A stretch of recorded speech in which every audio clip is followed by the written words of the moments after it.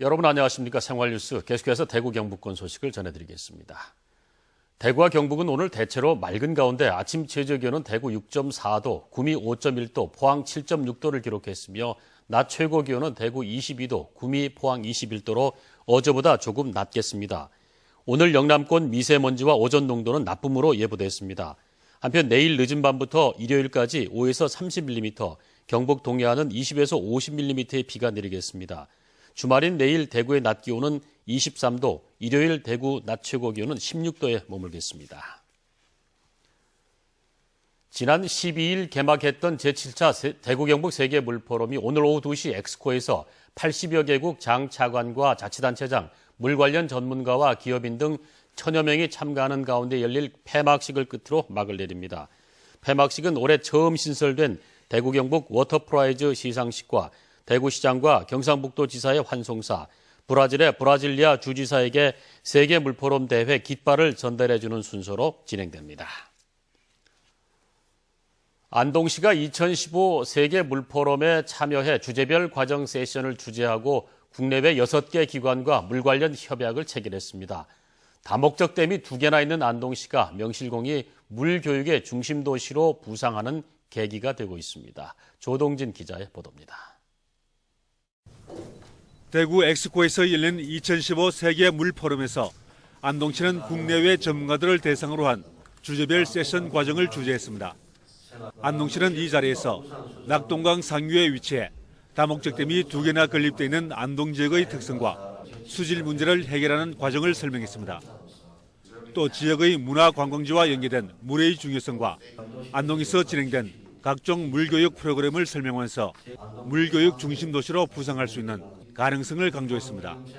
국제 물포럼 기념센터가 이제 안동에 개관을 했고 앞으로 이제 국제적인 이 물교육 관련이 계속 안동으로 개최되기 때문에 그러한 물교육, 물관광 앞으로 발전해 나가면 안동시는 또 한국물포럼, 안동대학교, 한국수자원공사 등 국내 3개 기관과 미국의 프로젝트 웹 파운데이션 교육재단 등 국내외 6개 기관과 협약을 체결했습니다.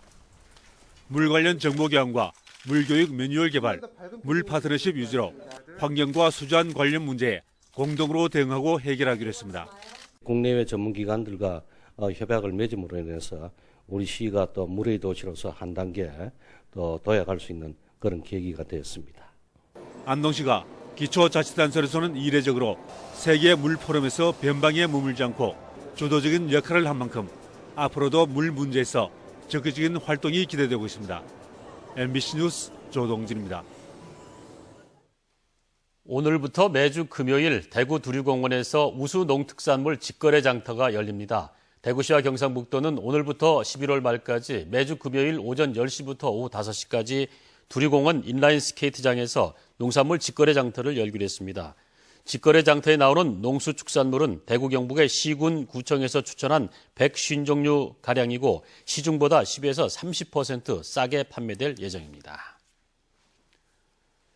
제7회 호미곶 돌문어 축제가 오늘부터 사흘간 포항시 해맞이 광장 일원에서 개최됩니다. 돌문어의 우수성을 알리기 위해 열리는 이번 축제에는 문어잡기 체험과 문어 깜짝 경매 등 다양한 체험 행사가 펼쳐집니다. 한편 호미곶 돌문어는 난류와 한류가 교차하는 호미곶 앞바다에 서식해 육질이 쫄깃하며 우수한 품질을 인정받아 전국적으로 연간 500여 톤이 판매되고 있습니다. 대구시는 오는 20일 월요일 장애인의 날을 맞아 장애인 복지카드를 갖고 있는 장애인에게 탑승 1시간 전에 전화 신청을 받아 나들이콜 차량을 무료로 제공할 계획입니다. 대구시에는 개인택시 45대를 포함해 총 148대의 나들이콜이 24시간 연중 무휴로 운행하고 있는데 하루 평균 1,300여 명이 이용하고 있습니다. 대구지방법원은 아내에게 폭력을 휘두른 혐의로 기소된 38살 A씨에게 징역 2년을 선고했습니다. A씨는 지난해 9월 자신의 집에서 아내를 폭행해 전치 4주에 늑골 골절상을 입힌 뒤 2달 뒤에도 폭력을 휘둘러 전치 8주의 부상을 입힌 혐의로 기소됐습니다. 재판부는 피해자의 다친 정도가 중했고 피해자가 가정폭력에 취약한 지위에 있어 이같이 판결했다고 설명했습니다.